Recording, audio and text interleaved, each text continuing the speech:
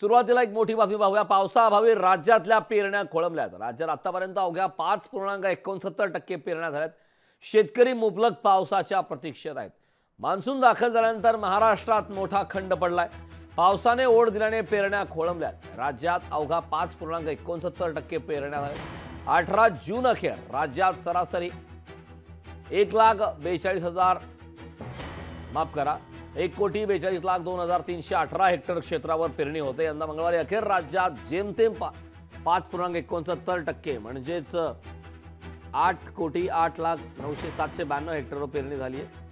छत्रपती संभाजीनगर विभागातील छत्रपती संभाजीनगर सरासरीच्या तुलनेने 11.55% इतक्या पेरण्या झाल्या आहेत। तर पावसाअभावी राज्यातल्या पेरण्या खोळंबल्यात। आताची मोठी बातमी इथे आहे। याचे परिणाम राज्यभर पाहायला मिळत आहेत। पावसाअभावी राज्यातल्या पेरण्या खोळंबल्यात। राज्यात आतापर्यंत अवघ्या 5.69% पेरण्या झाल्यात। खरं तर जूनचा मध्य चालू आहे। संभाजीनगर विभागात 11% भागावर पेरणी झाल्या। कोणत्या विभागात किती पेरणी झाल्या ते पाहतो ग्राफिक्सच्या माध्यमातून। नाशिक विभागात 11.42%, नाशिकचा आकडा चांगला आहे। नाशिक विभागात 11.42% पेरण्या झाल्या। तर कोकण विभागात सर्वात कमी पेरण्या झालेल्या आहेत। 1.66% पेरणी झालेली आहे। संभाजीनगर विभागात 11% भागावर पेरणी झाली। नाशिक विभागात मात्र 11.42% इतकी पेरणी झाली। या संदर्भात ताजे अपडेट देण्यासाठी आपले प्रतिनिधी संदीप भुजबळ आपल्यासोबत जोडलेले आहेत।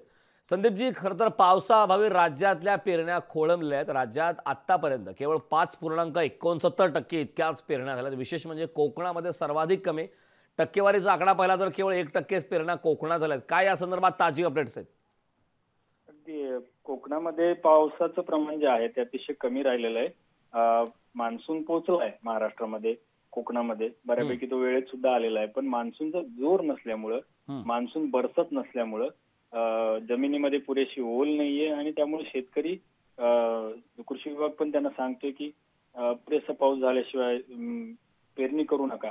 आणि त्यामुळे शेतकऱ्यांनी कुठेतरी पेरणीत हात आखडता घेतल्याचं चित्र आपल्याला महाराष्ट्रात पाहायला मिळते।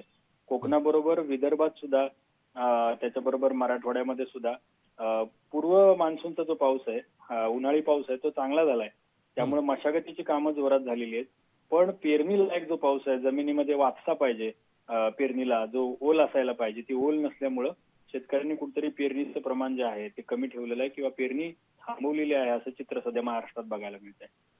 नक्कीच संदीपजी, खूप खूप धन्यवाद या सविस्तर अशा माहितीबद्दल। तर शेतकरी मुबलक पावसाच्या प्रतीक्षेत आहेत। नागपूर विभागात 0.08% भागावर पेरणी झाली आहे।